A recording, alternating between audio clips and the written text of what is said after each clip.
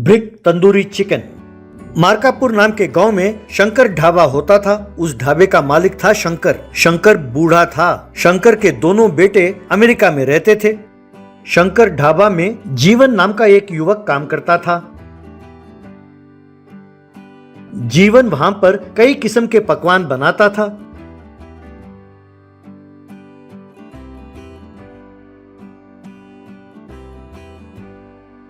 लोग उन पकवानों को खाकर उसकी खूब तारीफ करते थे।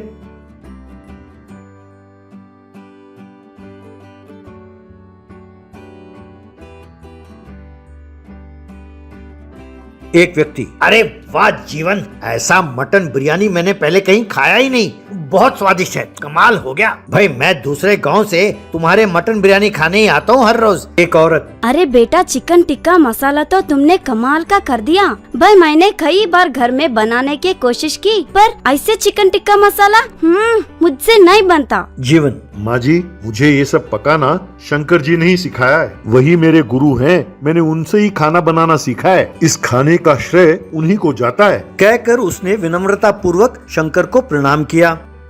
एक दिन शंकर एक बाप बेटे के साथ ढाबा के पास आया।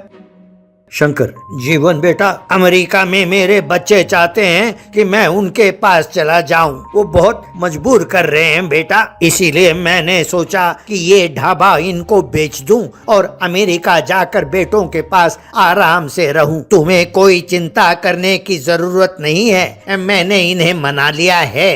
तुम ही यहाँ के रसोइये रहोगे। इस तरह शंकर अमेरिका चला गया।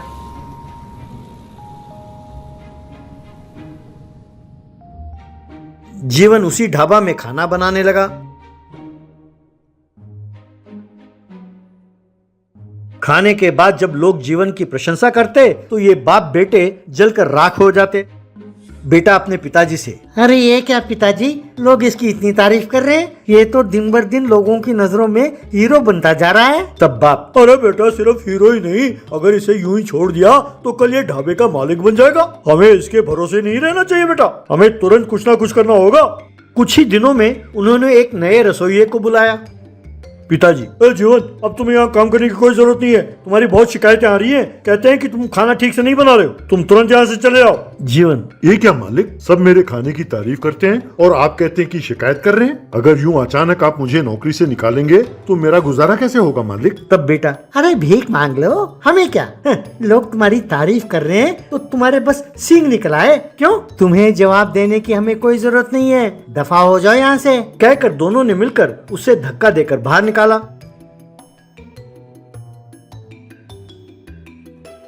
घर आकर जीवन ने अपनी पत्नी को सब कुछ बताया और बहुत दुखी हुआ। तब जीवन का बेटा, पिताजी आप चिंता क्यों करते हैं, हमें कुछ ऐसा करना होगा ताकि वो कल दुखी हो कि इतने अच्छे रसोइये को नौकरी से निकाल दिया। आप एक ढाबा क्यों नहीं खोल लेते? जीवन, अरे बेटा, ढाबा खोलना कोई आसान काम नहीं है, उसमें बहुत पैसे लगते हैं बेटा। तब बेटा, क्यों खर्च होगा पिताजी, ढाबा में सबसे जरूरी क्या है? अंगीठी, तंदूर, आटा, दाल, सब्जी, मसाले, बस। और क्या? हमारे घर के बाहर आप ईंटों का एक तंदूर बनाएं। और रही बात बर्तनों की और कुर्सियों की, हमारे घर में जो कुछ है वो सबका इस्तेमाल करते हैं। और क्या चाहिए आपको? हिम्मत कीजिए पिताजी और ढाबा खोलिए।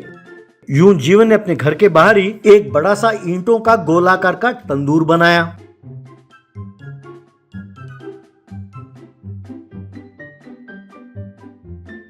पत्नी और बेटे ने मिलकर घर में जो वस्तुएं पड़े थे उन्हें लाकर लोगों के बैठने का इंतजाम किया।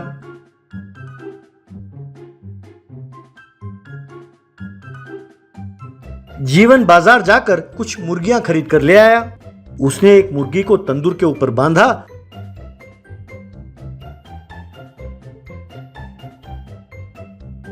और उसे ग्रिल करने लगा। उसकी पत्नी बैम्बू चिकन बनाने लगी।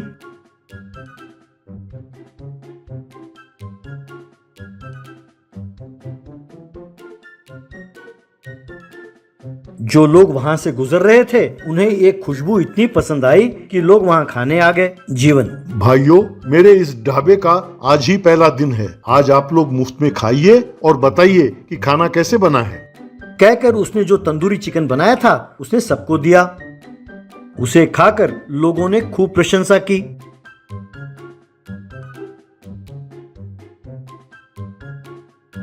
इस तरह उसके ब्रिक तंदूरी चिकन के बारे में लोग खूब प्रशंसा करने लगे। यूं उसके ढाबे में लोग आने लगे और वो खूब पैसे कमाने लगा।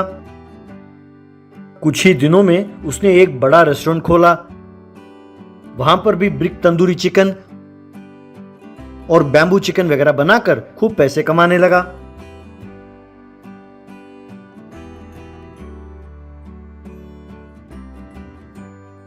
फिर जीवन ने आलीशान घर बनाया और गाड़ी खरीदा और अपने परिवार के साथ खुशी खुशी रहने लगा। वहां पर बाप और बेटे बिना कोई धंधे के अपना ढाबा बंद करके वहां से चले गए।